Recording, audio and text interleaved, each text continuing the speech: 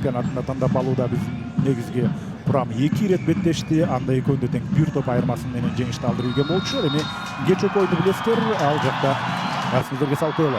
Ак кийимчендер Кыргызстан курамасы ошол Замат Марлен чыгарып берди жана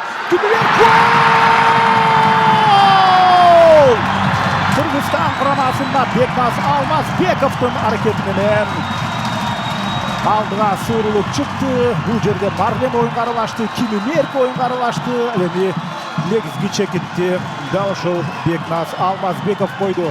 Украинанын Рух командасында ойногон оюнчу. Азырында Марлен кандай сонун ушул жерден 2 коргоочуну жазгырып кирип баргандан кийин Кими тепкен болчу. Андан кийин башы менен Бекназ Алмазбеков топту жакынкы бурчка узатканга жетишти.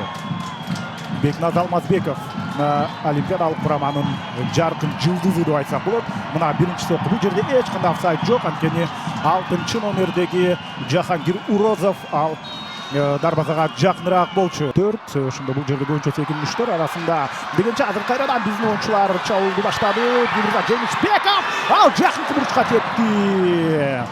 Да, каршы экинен кармалып калды. Позициялык чабуулга өтүп бара жатат. Ой, кандай кооптуу учур. Жана гол жаратып кетти. Өзбекстан эсепти теңери.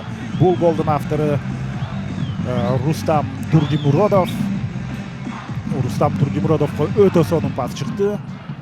Чындыгында оң канаттан кирип келип, азыр кайтуудон ким экен көргөнгө аракет кылалы. Ушул жерде офсайд көрүнбөйт. Офсайд байкалбайт. Эми Рустам Турдимуродов бул Сурхан клубунун оюнчусу, 2004-жылы төрөлгөн. Бул жерде эч кандай маселесиз топту алыскы бурчка узатып кеткен болчу. Равшан Хайдаров буга чейин монитордо көрдүңүздөр. Сол канаттан азыр бүгүн старттык курамда чыккан оюнчу жана алыскы бурчка Султан жана топту сонун алды. Айпанттын ичинде кадимкидей сымаптай суурулуп кирип бара жатат жана жакынкы бурчка соккузатты.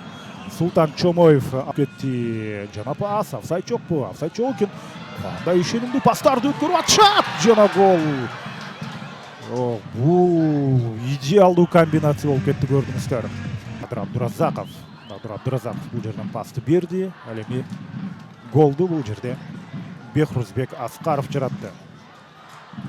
Бехрузбек Аскаров ошентип эсеп 1-2-ге айланып кетти. Бул жакта биздин коргоочуларды күнөөлөөнүн кереги жок.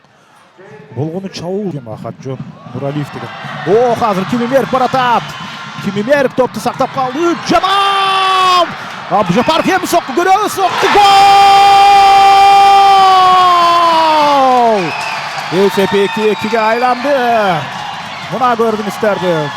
Керек учурда Арсен Шаршембеков эсепти 2-2-ге айлантып, Дөлөн Өмүрзаков стадионундагы күйөрмандардын мына кубанычын өзгөчө көкөлөтүп отурат деп айтсак болот.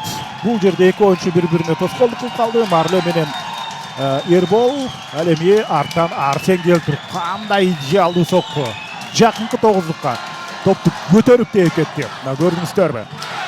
Эки оюнчу киргизе албаса, анда үчүнчүсү келип өзүнүн сөзүн айтат. Бул Арсен Шаршембеков. Эдмар Деласерда мына ушул Арсенди кашат. Ал үчүн Надыр Абдуразаков. ГМКнын оюнчусу. Баш менен жана сейф идеалдуу. Оюнчулар жана пас алмашуулар. Сол канат ачык болчу. Ал тараптан кирип барды пас жана бул жерде баары биз ойлогондой болот деген ишеничтебиз. Беттеш соңуна чыкты. Демек, мен сиздер менен коштошо турган убакытка келип жеттим. Андыктан